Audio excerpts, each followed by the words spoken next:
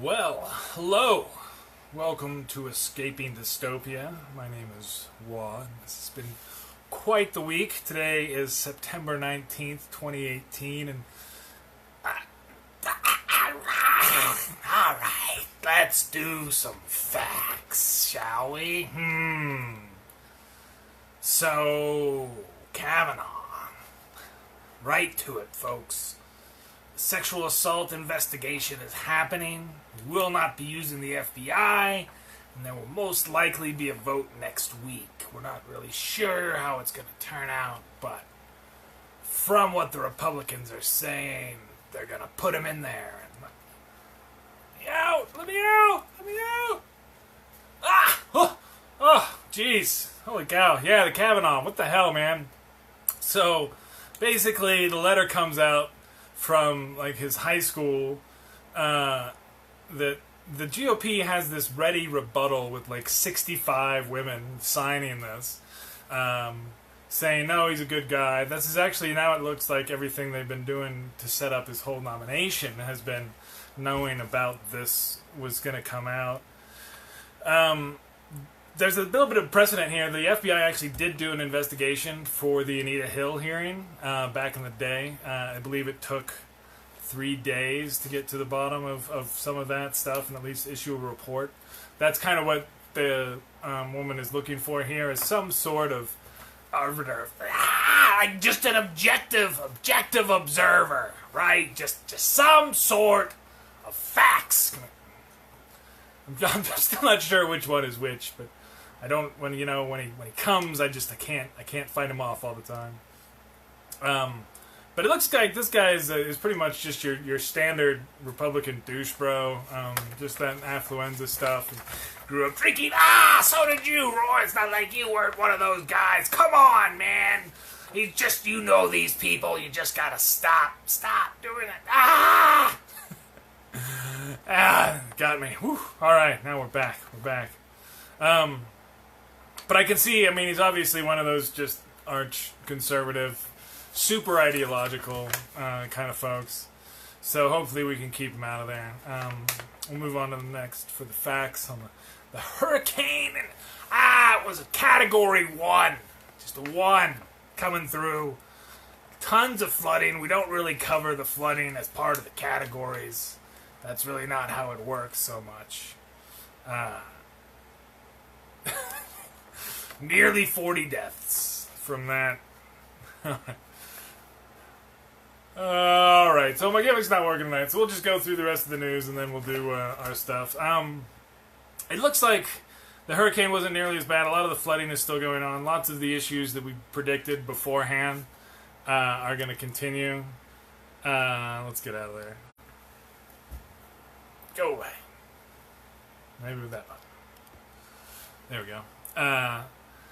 So we'll see how that goes, but the cleanup is going to be interesting. There's laws literally in North Carolina against preparing against climate change and how it's going to affect the hurricanes in the coastline there. So this is one of those situations where it's kind of hard to really have just a huge amount of, other than just normal kind of human empathy stuff. We'll see how that goes going forward. The immigration and border update. Oh, no, on the hurricane stuff. So, I'm just going to kind of run through this tonight. My little... I didn't like the Venom thing was neat, but just a bit too much. Not that the clown wasn't too much. Well. Let's see. Sorry, that's too much. We had this working before, but... Alright, so the president was down there. This hurricane update. So there's a few things that happened on the hurricanes this week, and it's really just kind of... So we have this hurricane stuff going on.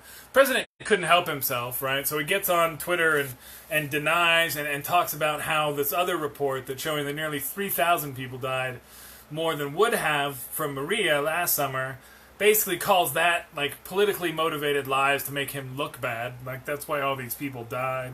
He goes down there and he's down there today and like just joking around, like there's this boat in this guy's lawn. He's like, hey, at least you got a nice boat out of the deal, huh?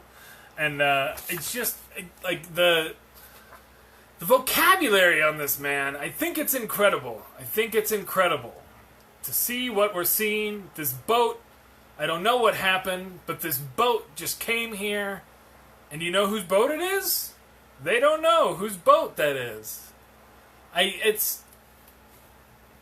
We're seeing this, and he tries to do this, and I don't know. I was talking earlier about it. There's so much of this crap that's going on, and then we have this going, and it's just such an embarrassment. Just this constant thing. We'll get to a couple more of those, and there's been this happening on all sides. But the border and immigration update.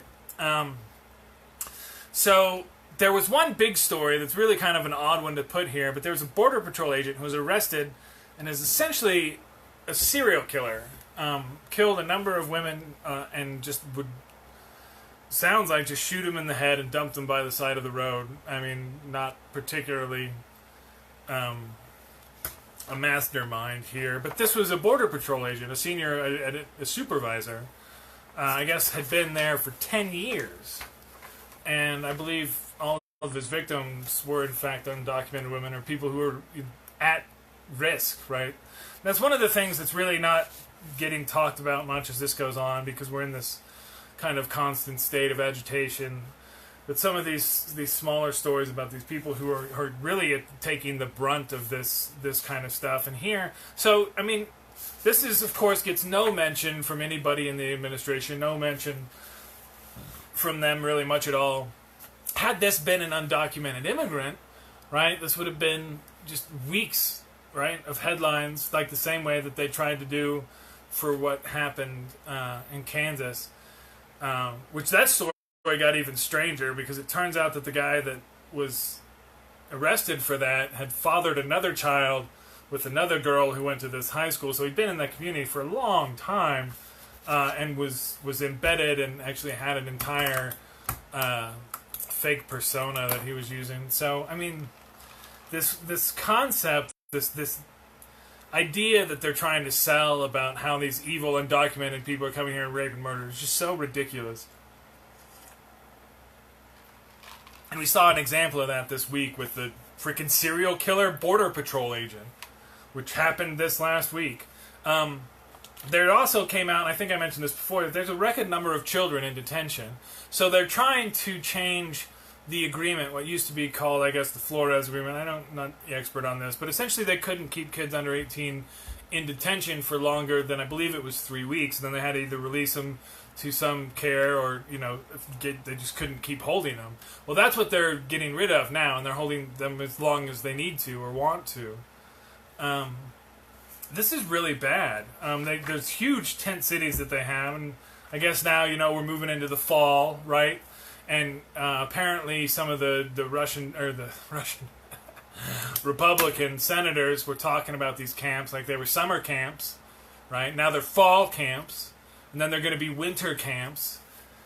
And eventually, I think everyone will realize that they're concentration camps, and that's what we're doing, is just keeping people indefinitely while we work through the court system, which is being tilted more and more against anybody coming here. They announced this, and I actually didn't have this to talk about too, but with what has become a global refugee crisis, both with the wars in Syria, in North Africa, and now in Venezuela, with that country falling to pieces,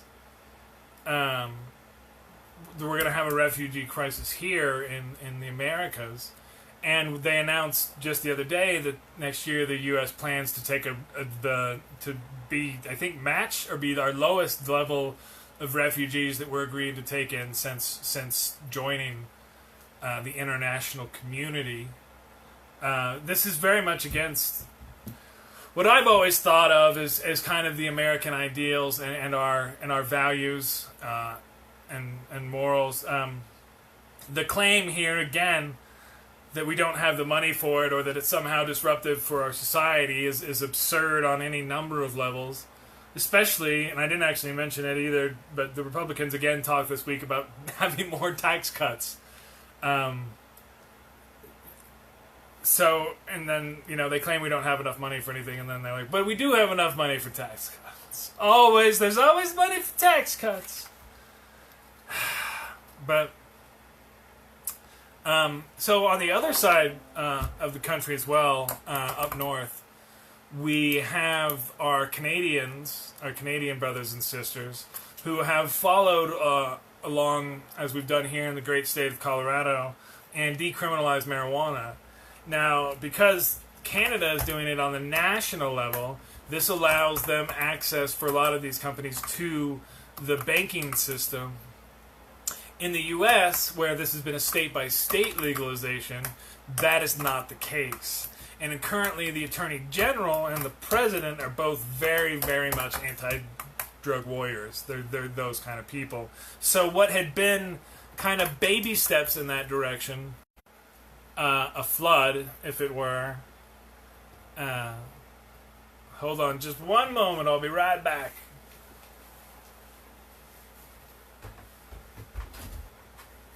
Hey, I'll need you to pause it for a little bit, okay? Because I'm trying to do... Okay? Pause. Let's go. Hang on. Let me read it for a little bit.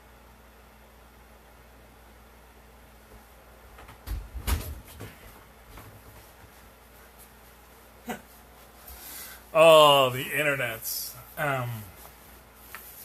So, going back, banking system, right? And then as we're getting close to finally allowing this to be a national real industry, we changed administrations in charge of things, and now that's up into question. Now, in Canada, that's not the case. But, so they're very quickly, and they actually just had stories about this. I'll have to put the baby on one time, too. He's super adorbs, too. Just had to ask the kids to stop streaming for a minute so we could get some bandwidth back for Dad's important show. So this Canadian company, that's actually a pod company, just has this huge, like, $20 billion valuation as of yesterday, because they can actually do that. There are companies here in the U.S. that are probably similar size, but they're still kind of treated like drug cartels on the federal level. And now they're treating the Canadian people like someone who works in like a pot shop up there. And for those of you who don't live in free states, I'm sorry that you're not familiar with this culture. It's actually very interesting to see how this has evolved. But they're treating those people like they are cartels, like they are like drug lords, right? Like this $20 billion company is actually created through murder and chaos and kidnapping, and not through serving a legitimate demand of the marketplace. So we'll see how this goes forward, but that's what's happening on the other side of our border. Is we've had the southern side become this militarized zone.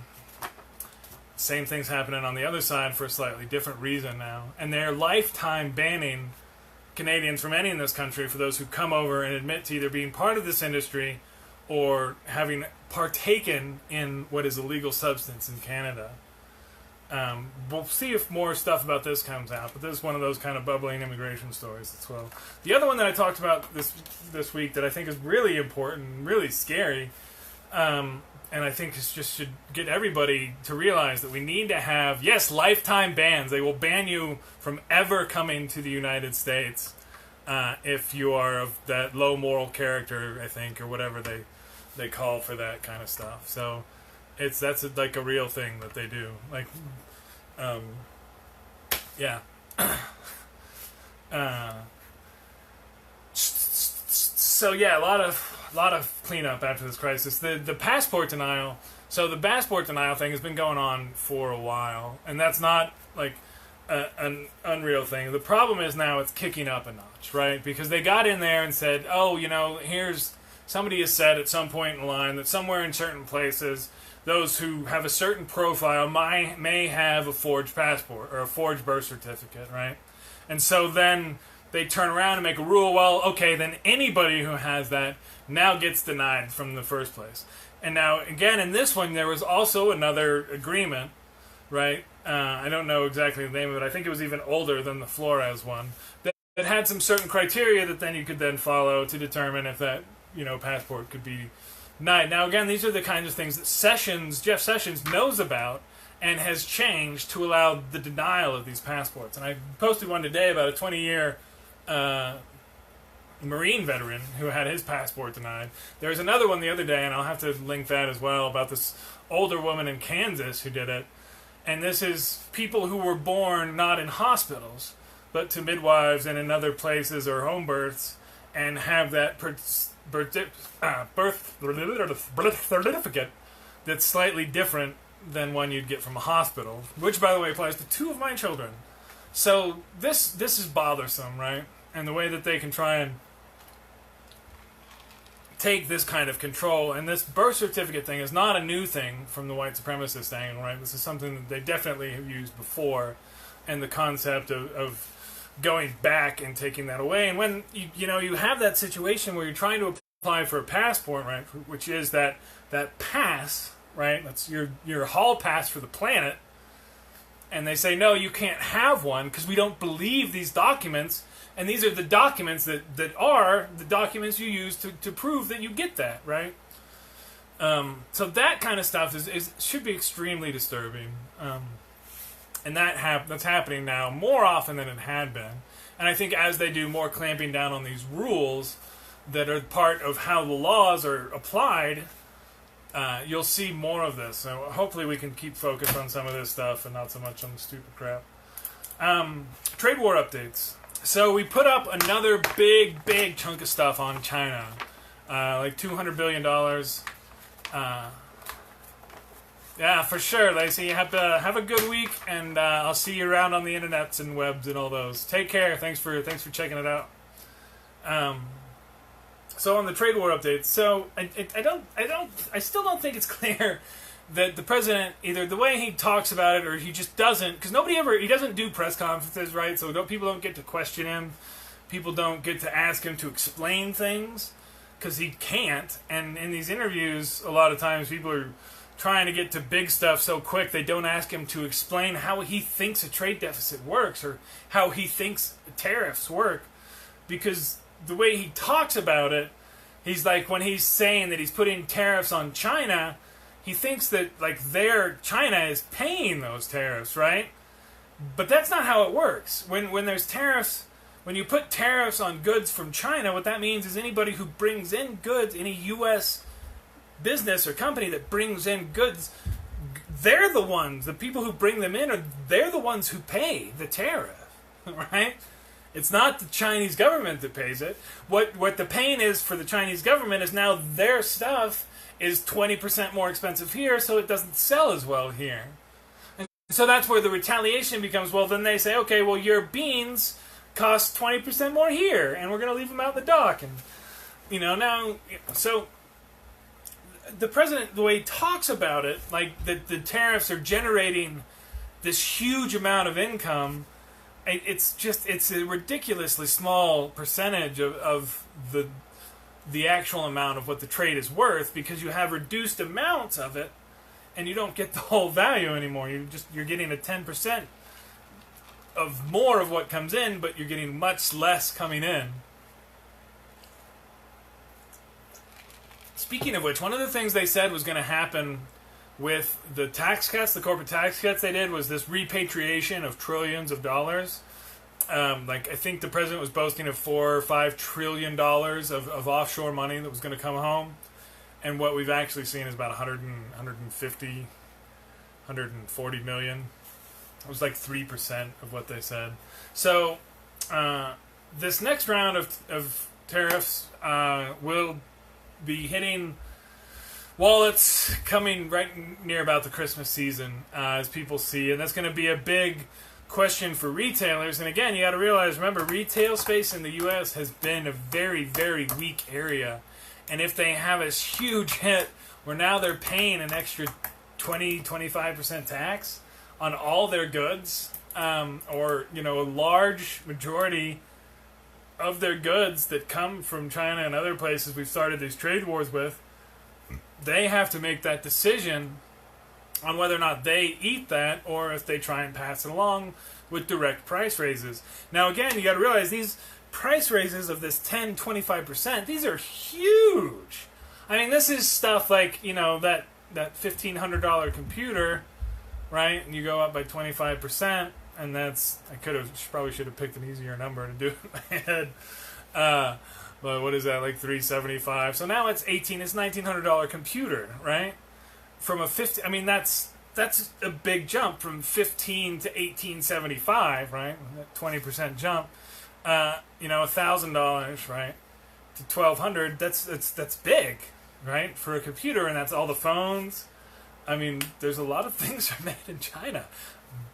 $500 billion a year worth, all of which, if this next round goes through, will have tariffs on them. So everything coming over will be going up. The thing that they're also doing, and I've noticed this too, and was not unexpected, like roughly half, I think, of the steel importers have been able to get waivers from the corrupt department, or the Commerce Department, run by Wilbur Ross.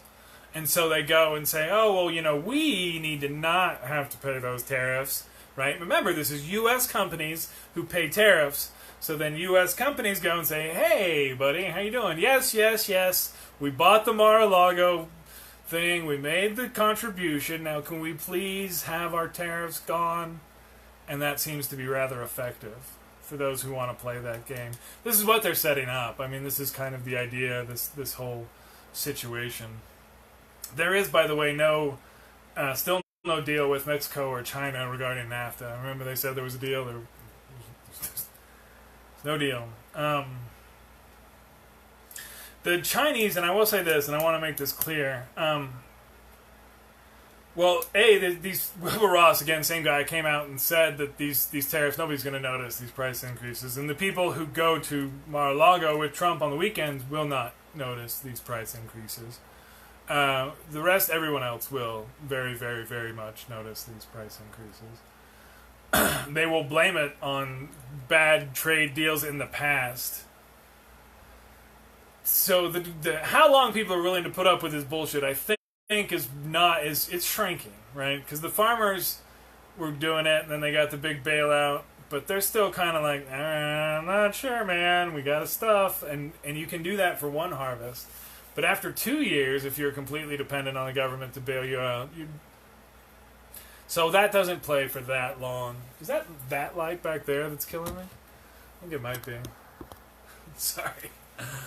The light thing is kind of bothering me too, so I can't imagine what it's like on y'all's end.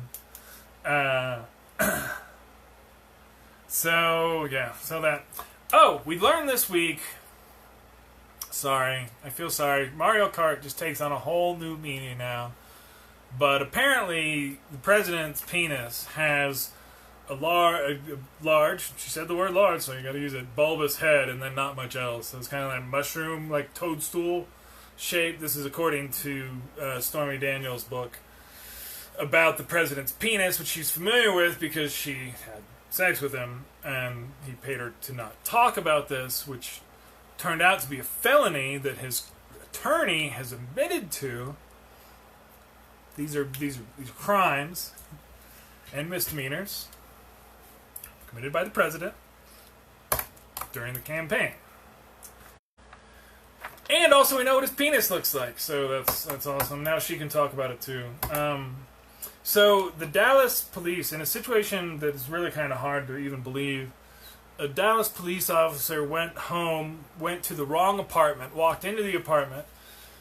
It was not her apartment. She pulled out her gun and killed the person who was in their apartment, which was not hers.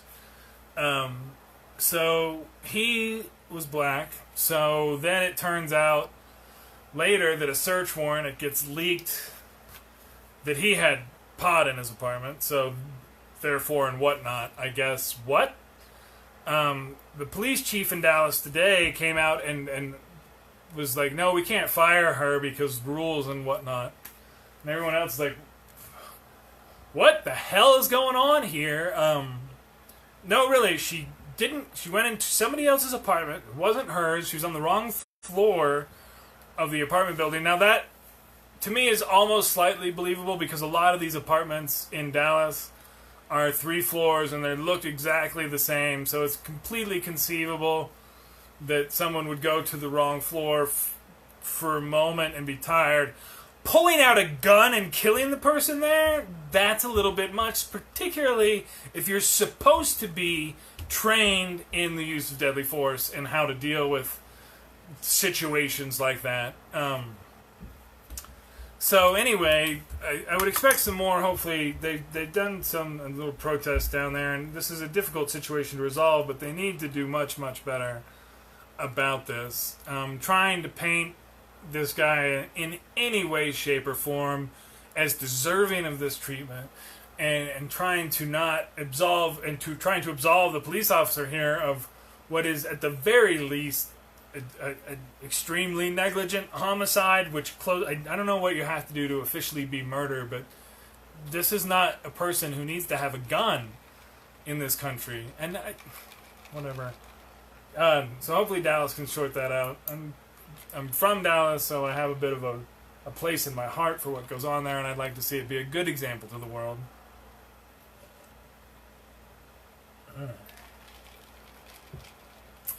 So on the inside politics thing, so New York governor, this is kind of I've touched on this, and I get in a few of these back and forths on the wall every now and again, with the left side of the Democratic Party. The progressive wing, which I guess I used to be called a progressive, but I don't know if anybody will do that anymore. Who knows what things are now? But in New York, the governor's race, the establishment guy, which means I guess the one who's in power currently. I guess that's what that means. The incumbent is what they call them. Won huge against the celebrity progressive insider, the lady from Sex and the City. Like 60-30. It wasn't really particularly close. I say this only because in that other New York election where the extremely progressive Democratic Socialist won by a few thousand votes in a small district, now in the statewide thing, you saw a much different dynamic from a liberal state, right? From a state that's on the left, and still that appetite was extremely localized for the much more extreme candidate, if you will. And so, like I was saying, this is just kind of that inside Dem politics. I think you guys understand a little bit of where I come from on some of these things, but don't read too much into any single one election unless that election is for president and you're like the liar. Big time. Speaking of liars, we elected. Last topic for the evening. The Trussia update. So the president, I believe this morning, he'd been hinting about it for a while.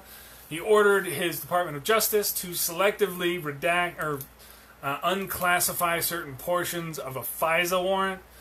This is one of our more secretive courts and abilities of the intelligence services to conduct national security investigations. He's going to expose this in a way that is meant and designed to undermine the investigation into himself. So this is taking it to another level. I think he has to now, because we also had, over the last week, of course, more information about the Manafort flipping agreement, which appears to be significant. Are we okay here? In the degree to which Manafort plans to cooperate with the investigation into his former client for the campaign managing side business that he did. What he really did was sell influence around the world and cash in on that influence. But, he's going to be probably spending some time in prison because of those other guilty pleas and then the other guilty plea as well. So we had that. So that was our Trussia update. Yes, selectively releasing classified material in order to try and undermine public support. He also went after his attorney general again. This is all a setup. That's pretty evident. If whatever happens, I think after the election, he's going to fire Sessions and try and end this investigation. We'll see if he waits until the election to do that, because I do think Mueller's going to have some more surprises, and I do think right about my birthday, we're going to see something big from Mueller regarding what's going on. The latest, oh yes, Trumpy Jr., come on down. That's what I'm hoping for. That's what I'm hoping for. Because these smug douches, I mean, really, there's the universe arc needs to bend. That's what I'm saying. So we're going to bend that arc towards justice, shall we say. There was an interesting thing that I was talking about the other day, and for those of you who don't understand really the whole Cult 45 thing, and this will be just kind of what I'm going to end on tonight, but you know, one of the ways, the way that this works mentally, I think, for those who buy into it, is they don't disassociate. There's nothing. So the metaphor that I was saying earlier, right, in the old Western, there's one, it's kind of The Quick and the Dead, I think, the one with Sharon Stone and Leonardo DiCaprio. Very, very little Leonardo DiCaprio. But one of the characters in that is a hired gun, right? He's a hired gun from out of town, and for those of you not aware of it, it's a small town run by a despot, and the townspeople are all downtrodden, so they hire this hired gun to enter the gunfight where they can beat the mayor of the town and liberate the people. Oh, Russell Crowe's in it too. It's actually a great movie. I liked it a lot. It's pretty cheesy, but that, I think, understanding that mindset, right? So who Trump is to a lot of his supporters is that hired gun. They brought him in from the outside. They gave him their support to clean up, right? To drain the swamp, as they said, right? You have to at least give them the legitimacy of what they wanted, right? You need to understand to defeat. So that kind of mindset. So the idea, right, that this guy comes in, he's got one job to do. So the fact that he's, you know, a sexual assaulter, he brags about, there's a complete douche on a personal level, that he lies, that he's a cheat at poker, that he beats up the whores at the house, right? All of those are side effects, they're sidelines to what his job is. And as long as he's delivering on that job, being a hired gun to set the Supreme Court for a generation, and to cut taxes, and to piss off liberals, I mean, they don't care. They don't care anything beyond that, because that's the job that they hired him for. Right? There wasn't any, we're hiring this guy to represent the United States of America. There was we want a Supreme Court justice, we want to cut taxes, and we want to piss off those liberals. And he checks the marks on those. He's their hired gunfighter. And then he's just an alcoholic asshole, doesn't matter in that metaphoric context. So how do you beat that democratically? And that's the hard part, right? Because you do have a hired gun. So we need Russell Crowe, right? Or Leonardo DiCaprio, somebody to take out the gun. But the problem is the hired gun is actually trying to, you know, stop the same thing the rest of us are, which is a system that most of the people who are part of think no longer serves them. So get involved and do what you can and vote and register and get your friends who haven't voted and registered to do it. The chances of getting the people who've already put their support and already hired this gun to change is unlikely, right? But there are other people out there who want to join this fight. Now we can drop that hired gunfight and just talk about what we're trying to do here, which is stop this guy from destroying what a lot of people love about this country. So get those who aren't involved, who haven't been involved, and get them registered and get them voting. And we got a couple months, and we'll see if that works or if we got to get the freaking torches out. So, with that, I shall say good evening, and I'll see you next week. Peace out. Thanks for dropping by, everybody who could. It's always a pleasure. Mixed up the format again tonight, but whatever, it's alright. I did the Venom thing. Wasn't working. It was the same voice as last week, and it's just, I can't do the same stuff. Cliches kill me. Yes, I'm done. Good night. All right, peace out.